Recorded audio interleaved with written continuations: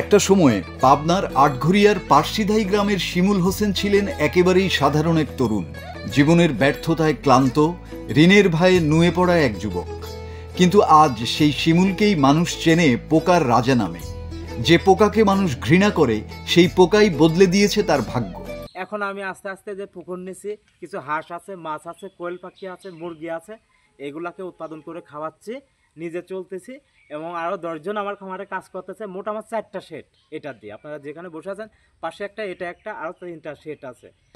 শিমুল চাষ করেন black soldier fly, মাছি জাতীয় এক অদ্ভুত জীব।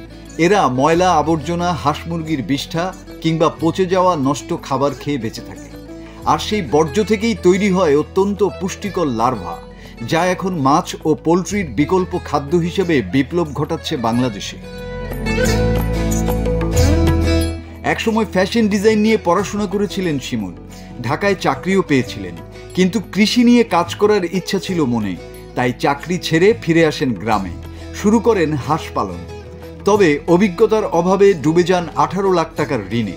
সেই সময়ে একদিন ইউটিউবে চোখে পড়ে ব্ল্যাক সোলজার ফ্লাই চাষের ভিডিও। আগ্রহ জন্মায় শিমুলের, আর সেখান থেকেই শুরু হয় তার নতুন যাত্রা।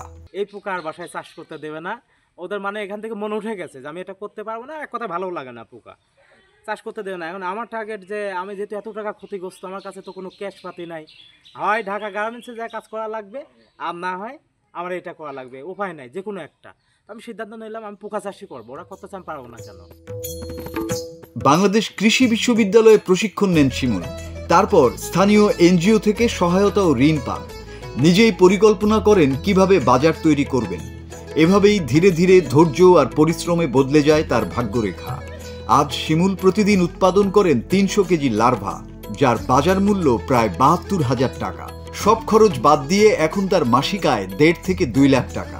আমার ডেলি দিন এখন 300 কেজি প্লাস লার্ভা উৎপাদন করে আমি কোম্পানির কাছে 80 টাকা কেজি কিছু লার্ভা সেল করে, আর আমার হাঁস মুরগি মাছের যতটুকু প্রয়োজন আমার চাহিদা পূরণ করে নিজের, এতে মোটামুটি খুব ভালো আছে ইনশাআল্লাহ। এটা চায়না একটা কোম্পানি, প্রোটিন কোম্পানি আর কি, ওরা বাজারজাত করে, প্রোটিন প্যাকেটিং করে বাজারজাত করে, আর ব্ল্যাক সোলজার ওয়েল তৈরি করে ওরা।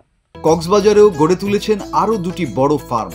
আর আশ্চর্যের বিষয়, তিনি এখন ভারত, নেপাল, ভুটান, পাকিস্তানেও রপ্তানি করছেন এই পোকার মাদার পিউপা। যে মানুষটিকে একসময় বলা হতো পাগল, পোকা চাষ করে আজ সেই শিমুল হয়ে উঠেছেন শত শত তরুণ উদ্যোক্তার অনুপ্রেরণা। যদি ডেলি 100 কেজির উপর কেউ উৎপাদন করতে পারে, এটা গাড়ি ওখানে আসবে, মাল মেপে নিয়ে গাড়ির মধ্যে ঢেলে নিয়ে নগদ টাকা দিয়ে চলে যাবে। কিন্তু 100 কেজির নিচে হলে গাড়ি আসে না, মাল পাঠাই দেওয়া লাগে। বিশেষজ্ঞদের মতে ব্ল্যাক সোলজার ফ্লাই 43 থেকে 55% প্রোটিনে ভরপুর, যেখানে প্রচলিত মাছ ও পোলট্রির খাবারে থাকে মাত্র 33%। ফলে এটি শুধু লাভজনকই নয়, পরিবেশ বান্ধবও বটে। 1 কেজি পোকার উৎপাদন খরচ মাত্র 10 থেকে 12 টাকা, কিন্তু বিক্রি হয় 50 থেকে 80 টাকায়।